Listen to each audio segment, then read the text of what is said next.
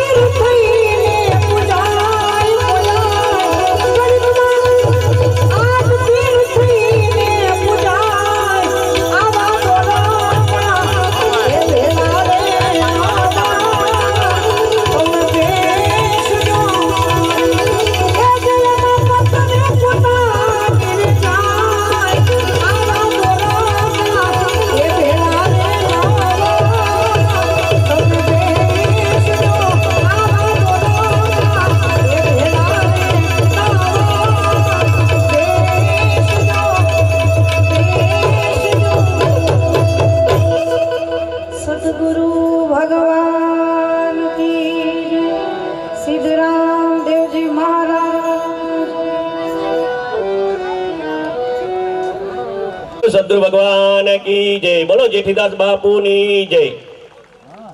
ખૂબ ખૂબ આભાર. પ્રભુદાસભાઈ અને